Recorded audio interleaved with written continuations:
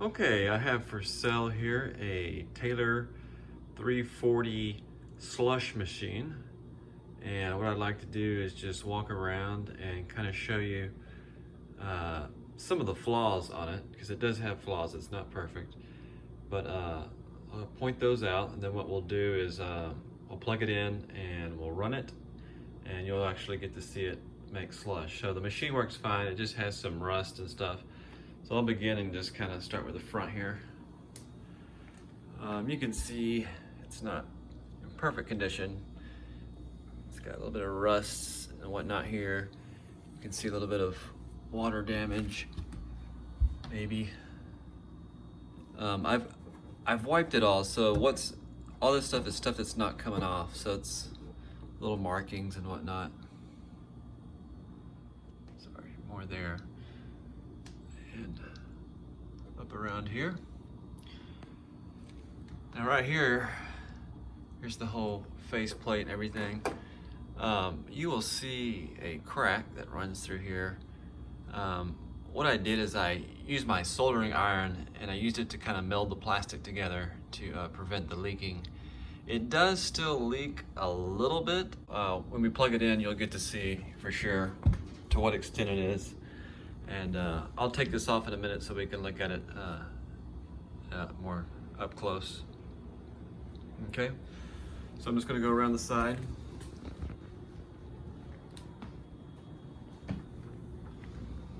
And it's pretty good on the side.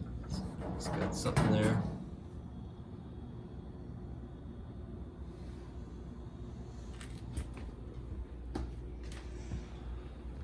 Okay.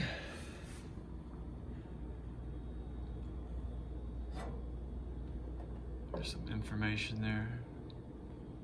Part number, the serial number. This is a 1995. Based on that serial number, I think I determined it was from 1995. Okay. Back.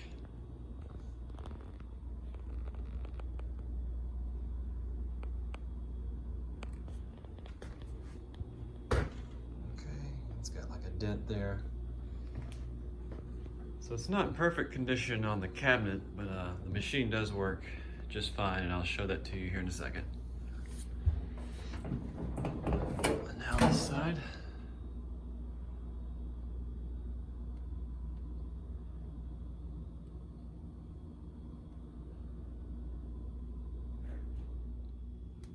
Okay, before I take this off, there's a couple other things I wanted to show you. Here's the drip tray.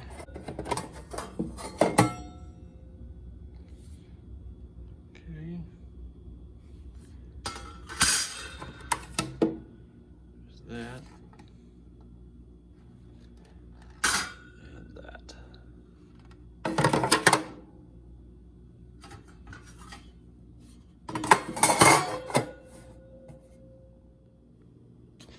And it has the lid here. Put this aside.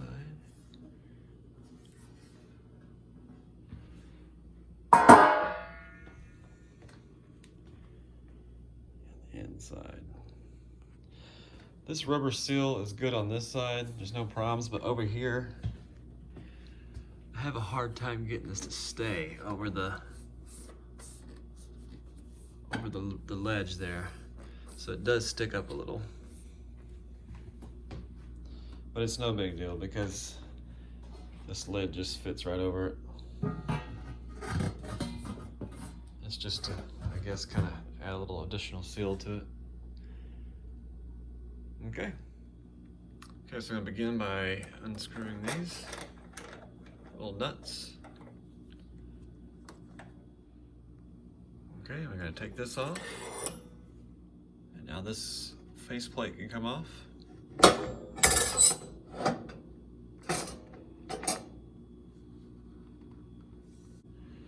now this can pull out. And our beater can come out.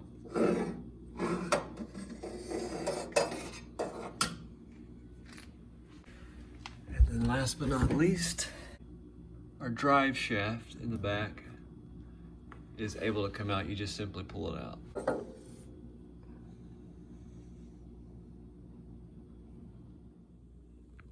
All right, wanted to show you the parts that come with it. It has everything you need. These are blades for it that I just purchased. These fit on your beater here. This is the drive shaft thing. We'll install that first here in a second. It's this piece, I forget the name of that. You got your nuts. You got this piece here, and we've got our faceplate. I'm going to take this apart and talk more about this. All right, I wanted to show you this faceplate here. As you can see, everything you need is here. It's got the rubber seal. It's got this little plastic piece that you need. One thing, of course, that I'll point out at the very beginning is this was a big crack that I sealed together using a hot iron to melt the plastic, and then over that I put the glue, hot glue over that, and for the most part it's kept the leaks out, but we'll look here in a second and observe it when I run the machine, and you'll see that it does still leak a little. So if that's going to be bothersome to you, then you might want to look into replacing the whole plate. But this comes out really easy. You just pull this piece out here, and then you take this piece out like that. That's your handle. If you look at the handle, there is a little bit of damage to it, but it doesn't affect its operation. It's just cosmetic right there. Okay, and then once you have that out, then you can go ahead and pop this out. There is on this other side this little metal piece right here. The only way that comes out is if this piece is lined up straight this direction. All right, so I'm about to do that. All right, so I've got this little wooden dowel here that kind of helps push this through. So I'll just give it a little push. Okay, just enough up here. Now, the metal piece that I'm talking about right here can only go up and down here, so you can't pull this out any further that direction because this is keeping it from happening. So you got to get that metal piece out, and the way you do it is you just line this up straight up and down like that, and then when I flip it over, it falls out. Okay, because it goes right there in that little wedge spot. So now I can go ahead and pull the rest of it out. Okay, and that comes out. So yeah, all the parts are here. You can see this is a little stained, but little O-rings are present, so they're good. There's really nothing else to point out about that. And this metal piece is fine, nothing wrong here. I believe this O-ring or this little gasket is fine, but it potentially could be replaced. It's up to you. But when it leaks, I don't really see any leaks coming from the O-ring, so it just comes off like that. Take it off. And then, yeah, as you can see, this is where all the damage was that I repaired.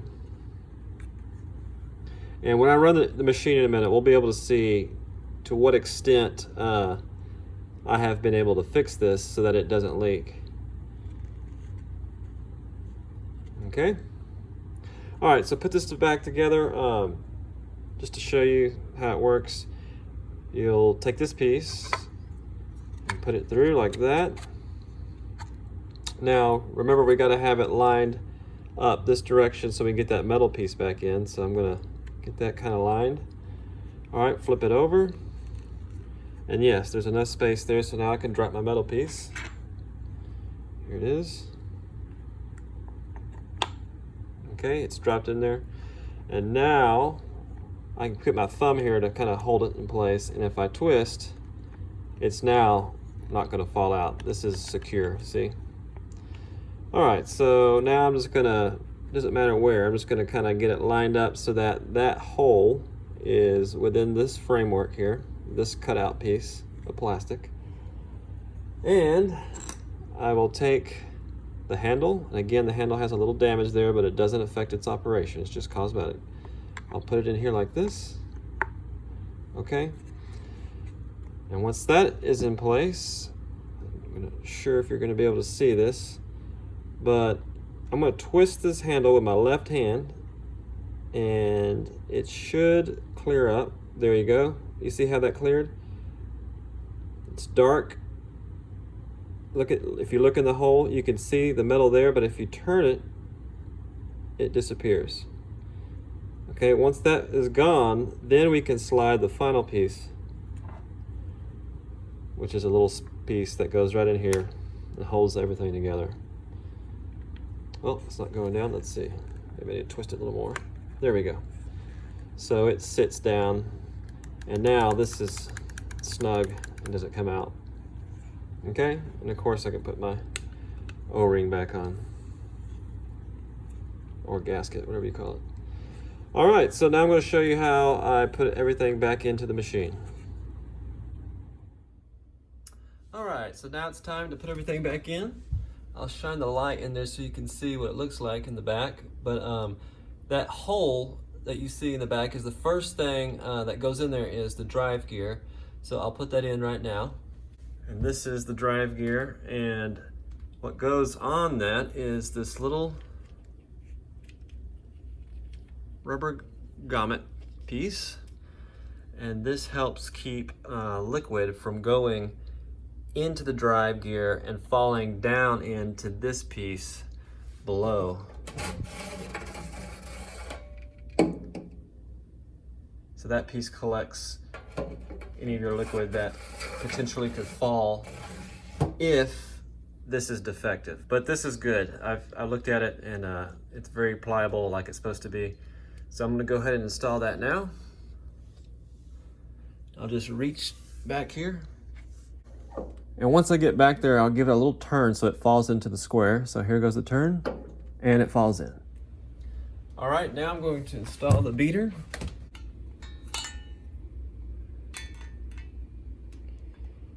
Okay, I just go into the holes here, 1, 2, and then I'll hold my thumb in place and put the others on the opposite side over here. 3 and 4. Okay, these come out real easy, so when I put it in, I have to be kind of careful.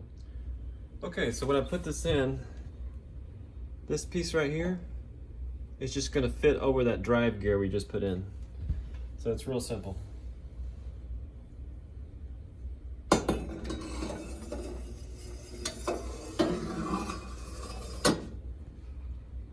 Okay, so as you can see,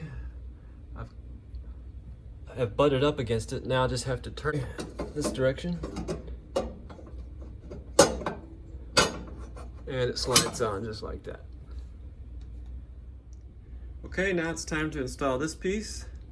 This piece right here where my left thumb is, where the hole comes out towards us, and the white portion goes to the back, and it just fits in to the little hole in the back. Get it close, and then I'll bring the camera up close. Okay, so in the back there, I don't know if the camera will focus on that, but there's just a little hole this thing slides into.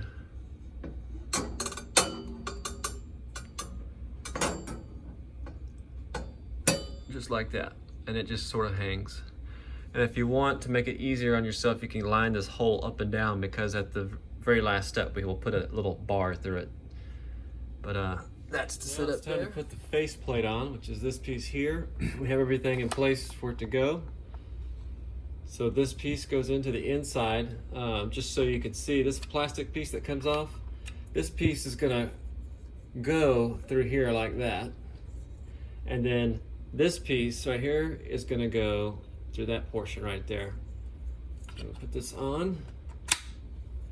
Now, this is also a part that's kind of difficult, because you have to get this lined up and then get this up here and then get this up, because these are kind of hanging, so they eventually have to kind of go up a little, as well as this piece here has to go up. So what I do is, instead of pushing it all the way back, I pull it out like that to give me a little bit of space, and then I'll line it up, and then I'll catch this portion right here, this ridge portion, on the top of this, and kind of push up like that so that it lines up. So I'll try to demonstrate that now.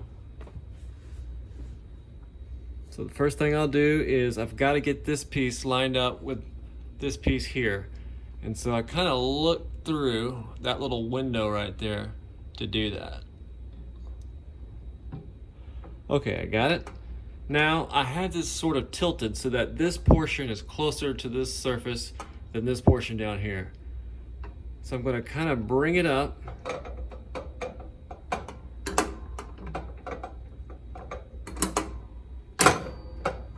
Okay, kind of like that.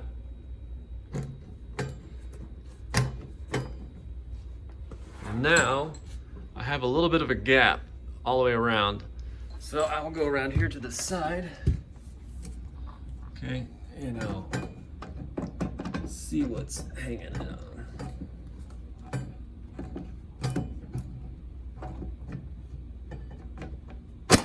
There we go. So sometimes it's a matter of kind of wiggling it so that it all gets lined up. But it all has to go perfectly straight in there. That's why it takes a little bit of maneuvering. So from that point, I can then put on my 4 nuts.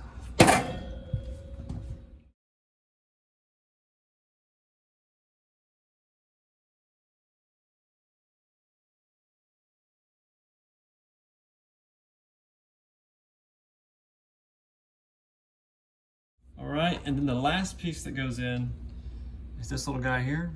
So what we do is we put it through here, up here at the top. Let me pull the camera back. It goes through there, drops down, and goes through the little hole. And let me bring the camera around so you can see that. So it goes through our metal piece up there and drops right through the metal piece that sticks out right there. And that stays just like that. All right, so we're all set up and ready to run the machine. And before I do it, I'm going to take this plate off so that while the machine's going, I can show you what's going on up here so you understand why this piece is here and what this does. All right, so I'll see you in a second. All right, so I have the front face right here off, and I've got it plugged in to my dryer outlet. Now I want to make sure you understand, normally this is a 220 volt outlet, but what I did is in my breaker box over here, I rewired it so that essentially one of the hots got turned into a neutral, because our machine here can only handle 120 volts, all right? But it does need a 30 amp supply because it does draw a lot of current. And if I calculated right, the 3 electrical motors in our machine it's in the high teens in terms of amperage. So the 30 amp outlet is what is recommended to run it. So again, I want to stress, even though I have it plugged into what is normally 220 volts, I have rewired it so that it's only 120 volts coming through here, because our machine can only handle 120 volts, all right? All right, so we're going to begin the next step and test it. Okay, so the first thing I'll do is remove the lid, and then I'll pour in our product. The product I'm using to test this is a 20% solution of sugar in water, and then I just put colored dye in there to give it a little bit easier to see on the camera. But the sugar sort of acts as an antifreeze. That's why you can't run pure water in these machines or they'll just freeze up. And just so you know, 20%, that would be 20 grams of sugar per 100 milliliters total of water. So basically you put your 20 grams in and then fill it up to the 100 milliliter mark, and that would be a 20% solution. All right, I'm going to pour that in, and then we're going to turn the machine on.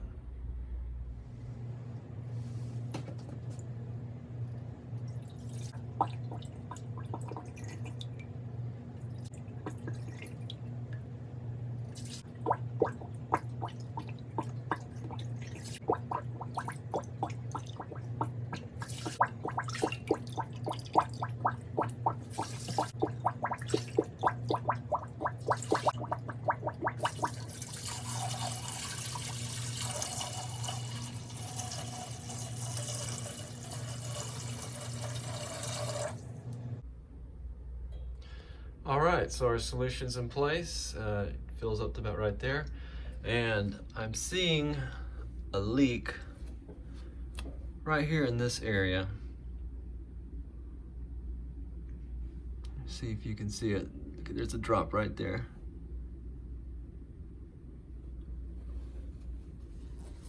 So it's not perfect. And I think I see it's a little bit wet right there. So there's still a little bit seeping through right here in that area. Okay, we're gonna go ahead and turn it on. Before I do it, I'll go ahead and show you what's going on up here. The reason for this piece right here is as this spins and this gets into a more viscous substance, as it gets more and more frozen and it becomes harder and harder to twist, there is a pressure that will build up, and the more solid it gets, the more it pushes in this direction. Now it'll come to a point where it'll push all the way, and when that happens, see that up there? It turns the compressor off. So that tells that means that there's a certain consistency in here that is thick enough to cause pressure upon the rotation of the beater. So you can adjust how the consistency or how viscous you want your slushy by turning this screw here. Okay, this screw adjusts the tension on this spring. So if you turn it to the right and get it real tight, then this is going to be pushing down kind of hard, and it's going to make it harder for this to be pushed that direction. See? So if it's harder for it to go that direction, then that means that you're going to have more ice and a more solid type mixture. Okay, and the purpose of this, I am not quite sure what this does. I know that when you twist this to the right, I can't do it right now because product will come out, but when you twist it to the right, this is going to go up. This piece is going to go up, and it's going to raise this. And the only thing I can think is if the compressor is already off and it's in this state, when you raise this up, the metal pushes back, turning the compressor on. So this way the compressor is off, this way, the natural state, the compressor is on. So that's my only understanding of what the purpose of this is. So maybe when you're dispensing product, it switches the compressor back on. But other than that, I'm really not sure what the purpose of this piece is. All right, so that's it. And now it's time to flip on the machine.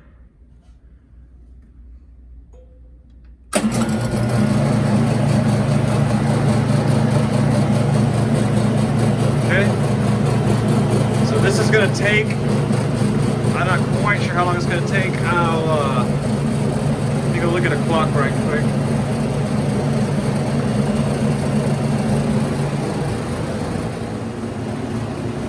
Okay, I think we're about 45 seconds into it, and I'm going to try to keep up with the time to see how long it takes to get to our frozen consistency. And we'll know that because this piece here will be to the right. So I'll check back with you.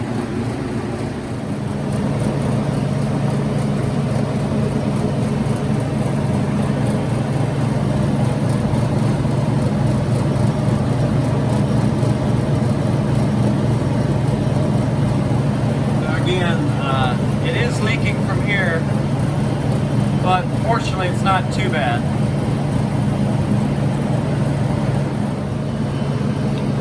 We're actually about 6 minutes in, and you can already see a significant amount of ice that's being formed.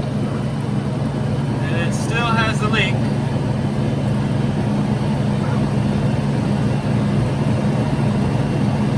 But it's not too bad.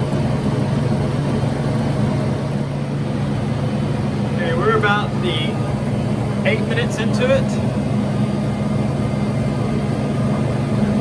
And it's going really fast here.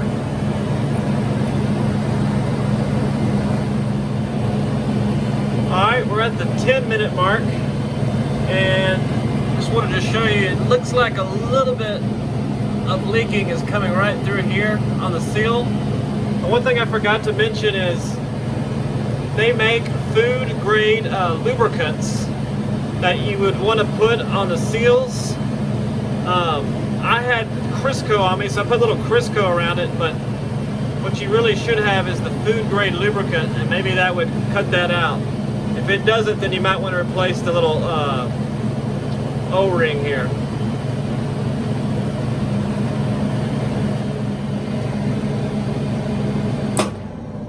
Alright, so we just reached the consistency that turned our machine off, and now let's see the product that gets dispensed.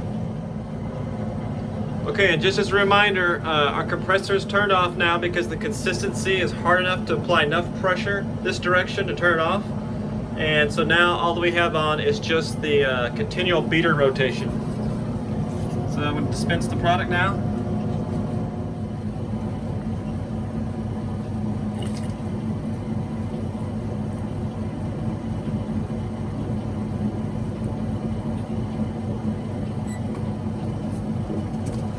Alright, as you can see, there's our slush.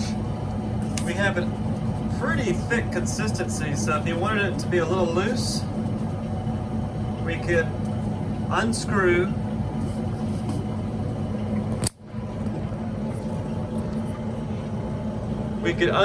this and have it shut off sooner.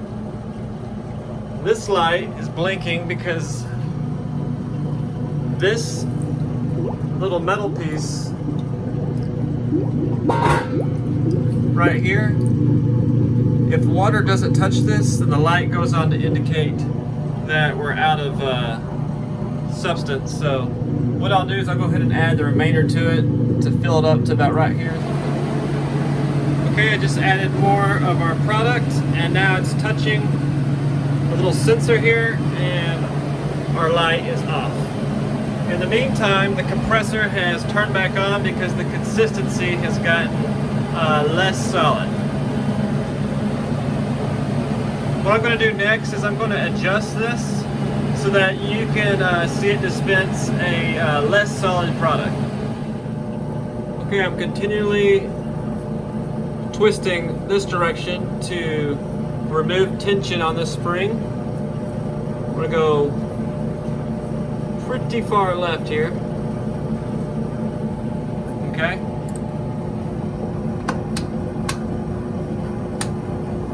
Alright, I think it's a good spot. And let's see what it does. Okay, so this has been running for a bit without the compressor going because we've now reduced the tension in the spring. So let's see the consistency.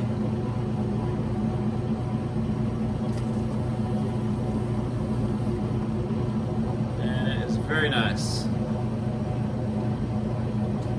fact, I would say this is perfect right here. Alright, so now the compressor kicked back on because it's detected it needs to be a little bit more frozen.